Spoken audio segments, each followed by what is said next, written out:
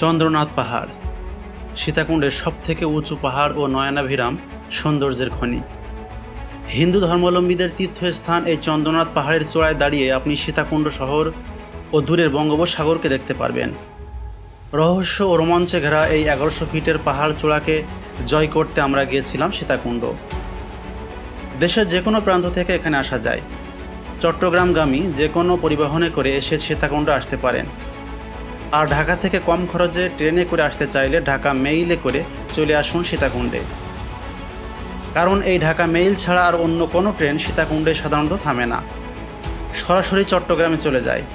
ঢাকা থেকে রাত 11টায় ছাড়ে এবং সকাল 6:30 থেকে 7টার মধ্যে সীতাকুণ্ডে পৌঁছে এই মেইল ট্রেন। আর যেহেতু সীতাকুণ্ডে জনপ্রিয় স্পটগুলো একদিনেই ঘুরে দেখা সম্ভব, এজন্য আপনাদেরকে থাকার হোটেলের চিন্তা না করলে চলবে।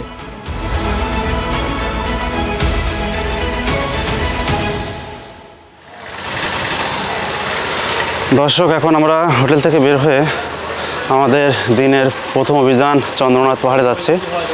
এখন আমরা একটা ইজি বাইক ভাড়া করে চন্দ্রনাথ পাহাড়ের যে নিচের যে গেট আছে ওই পর্যন্ত যাব। চলুন আমাদের সাথে।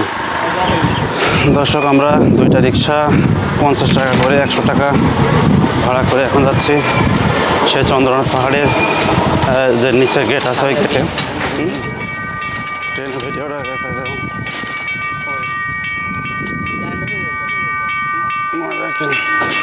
আসতে মামা। হ্যাঁ, এই সেই মেইল ট্রেন যেটাতে করে আপনারা খুব কম খরচে ঢাকা থেকে সীতাকুণ্ডে আসতে পারবেন।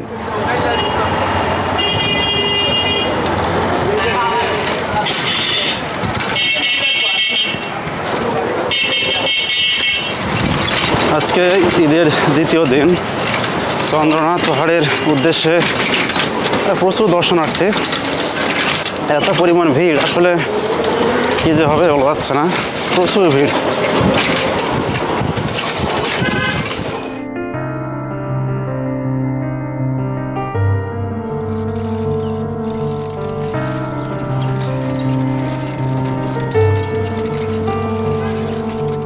চন্দ্রনাথ পাহাড়ের পাদদেশে যাওয়ার পথে হিন্দু ধর্মাবলম্বীদের এমন সুন্দর সুন্দর ধর্মীয় স্থাপনা দেখতে পারবেন আপনারা। মামার বাসা কি এখানে?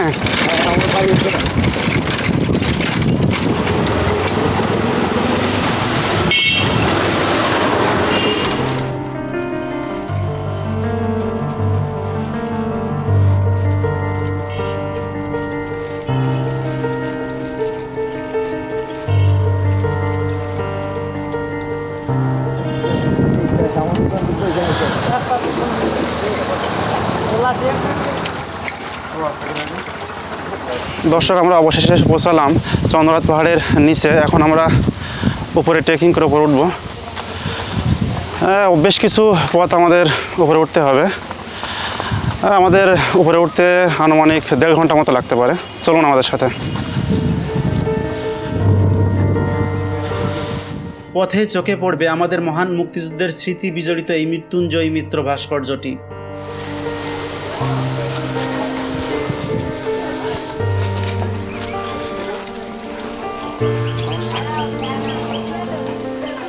দর্শক, আপনারা চন্দ্রনাথ পাহাড়ে ওঠার মুখে হচ্ছে একটা গেট পাবেন।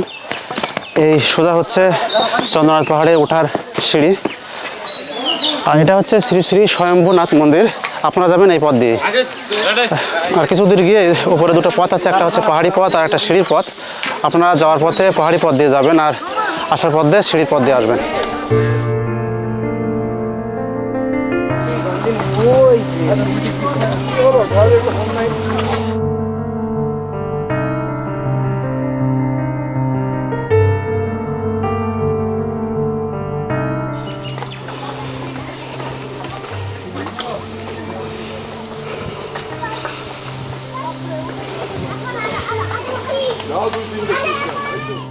আকাশটা বেশ মেঘলা, বৃষ্টির সম্ভাবনা মাথায় রেখেই আমাদের উপরে উঠতে হচ্ছে।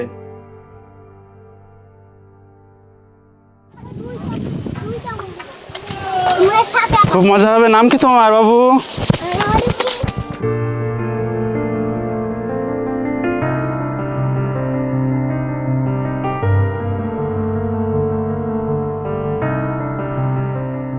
পথে যেতে যেতে কিছু হিন্দু ধর্মাবলম্বীদের সাথে দেখা হয়ে গেল আমাদের। ওনারা যাচ্ছেন পাহাড়ের চূড়ায় ওই চন্দ্রনাথ মন্দিরে পুণ্য অর্জনের জন্য। আসল পাহাড়ি পথ সামনেই, ওখান থেকেই পাহাড়ি পথ ও সিঁড়ির পথ আলাদা হয়ে গেছে।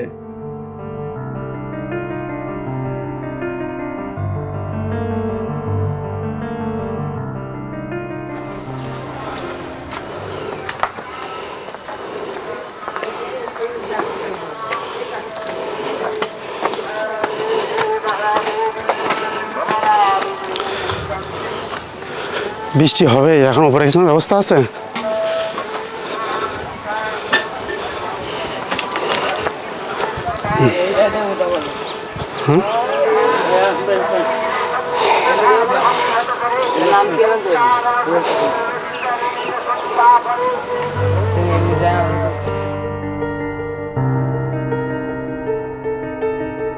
উঠছি তো উঠছি, যতই উপরে উঠি হাঁটা যেন ধীর হয়ে যায় আমাদের।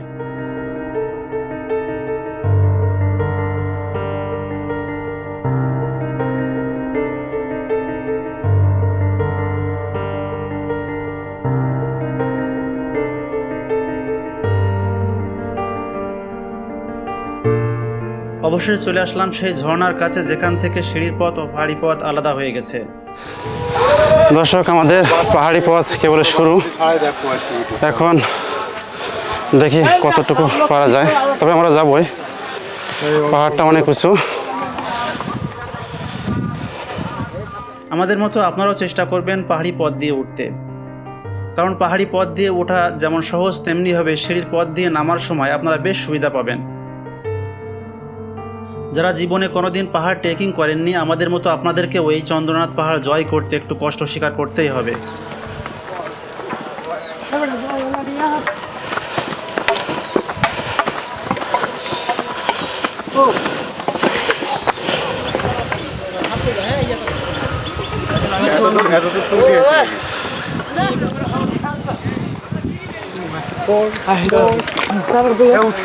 আপনারা কিছু দূর উঠবেন, আবার একটু রেস্ট নেবেন, রেস্ট নিয়ে আবার উঠবেন। এইভাবে উঠলে একটু কষ্ট কম হবে আপনাদের। আর চেষ্টা করবেন এমন লাঠি নিয়ে উঠতে। আমরা লাঠি নিয়ে উঠিনি, এটা ভুল করছে আসলে। লাঠি নিয়ে উঠলে অনেক কষ্ট কম হবে আপনাদের। দর্শক, আকাশে প্রচণ্ড মেঘ, এখনই বৃষ্টি শুরু হয়ে যাবে, আর ঝড় বৃষ্টি হতে পারে। আমরা এই মুহূর্তে এখন চন্দ্রনাথ পাহাড়ের একবার উপরে না, তবে কিছুটা উপরে আছে।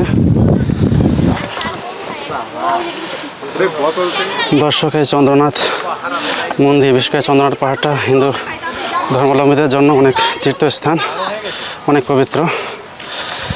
তাদের দেখলাম, তাদের অনেকেই অনেক কষ্ট করে উঠছে, অনেকে বয়স্ক, তবে কষ্ট করে উঠছে।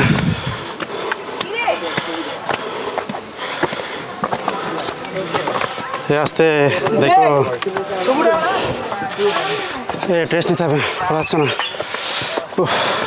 লাঠিনও ভালো ছিল, সোনম ভুলে গেছে। লাঠিনও ভালো ছিল।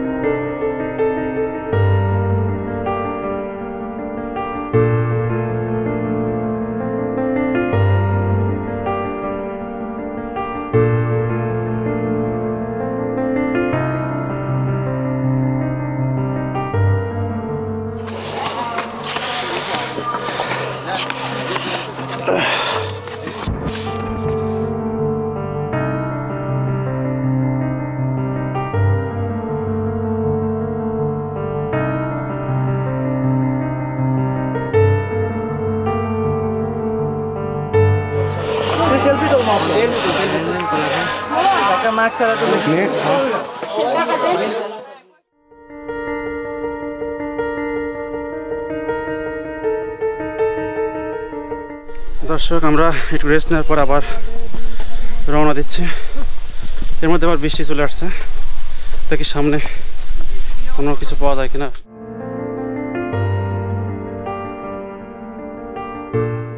এই যে মেঘ যাচ্ছে, মেঘ, এই তো ফুল মেঘ। তো দর্শক, ওই যে চন্দ্রনাথ পাহাড়ের উপর দিয়ে কি পরিমাণ মেঘ যাচ্ছে দেখুন। ওই যে মেঘ, আর আবহাওয়াটা খুব খারাপ, আকাশে প্রচুর মেঘ।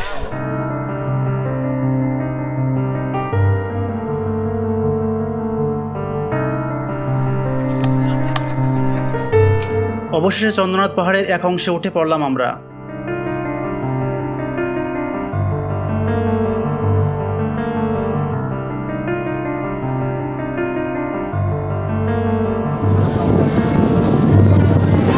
চন্দ্রনাথ পাহাড়ের যে পাহাড়ি পথ আছে সে পথে ওঠার সময় আপনারা দুটো শ্রী শ্রী বিরূপাক্ষ মন্দির দেখতে পারবেন।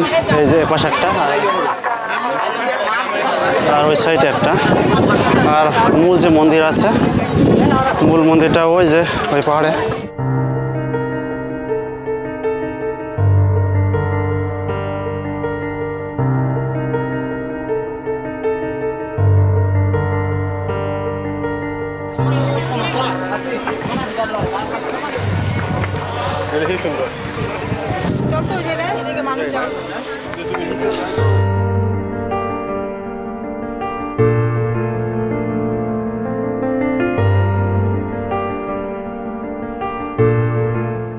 এপাশের চূড়া জয় করে মূল চূড়া জয় করার উদ্দেশ্যে রওনা দিলাম আমরা।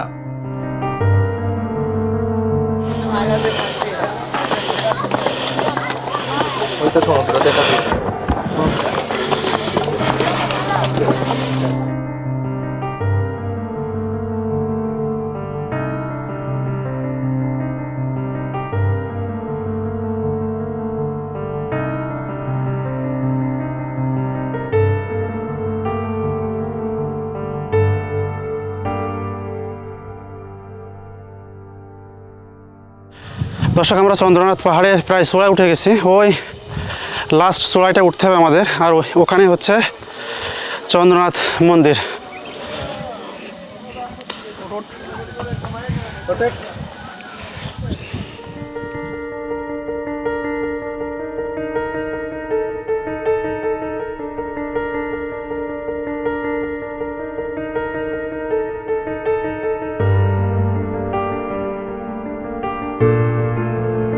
পা যেন আর চলতেই চায় না। কি যে কষ্ট, আপনারা জীবনে কোনোদিন পাহাড়ে না আসলে বুঝতে পারবেন না। ক্যামেরায় যতটা খাড়া দেখাচ্ছে তার থেকে 10 গুণ বেশি খাড়া এই উঠার পথটি। পেরেস নে।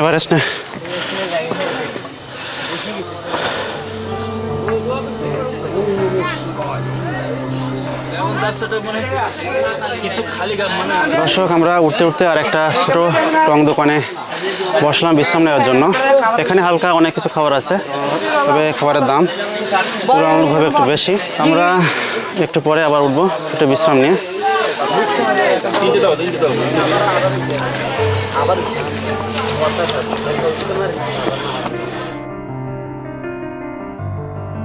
আবার শুরু হলো আমাদের পাহাড় ট্রেকিং।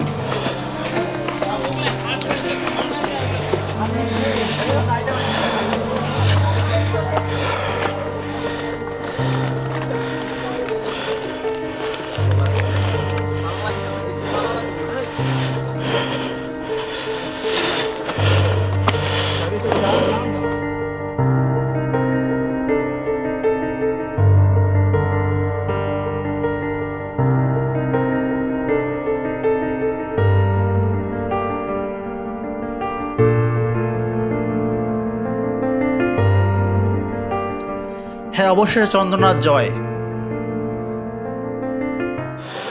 দর্শক, অবশেষে আমরা চন্দ্রনাথ পাহাড়ের একেবারে চূড়ায় উঠলাম। ওই হচ্ছে সীতাকুণ্ড শহর।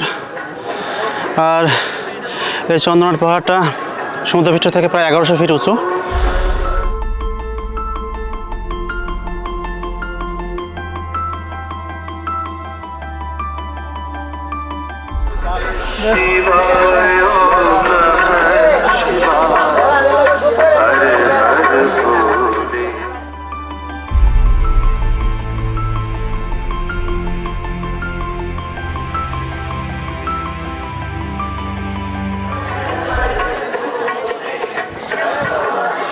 দর্শক, এটা হচ্ছে সেই শ্রী শ্রী চন্দ্রনাথ মন্দির। এটা হিন্দু ধর্মাবলম্বীদের কাছে অনেক পবিত্র। তারা এখানে পুণ্য অর্জনের জন্য আসেন। অনেকে দেখলাম যে বয়স হয়ে গেছে, অনেক কষ্ট করে তারা উঠছে এখানে।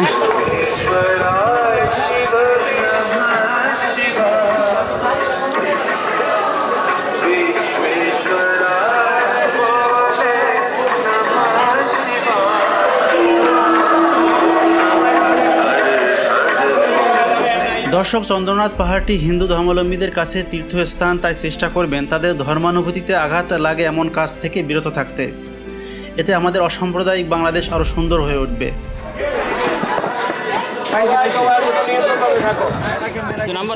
হ্যাঁ,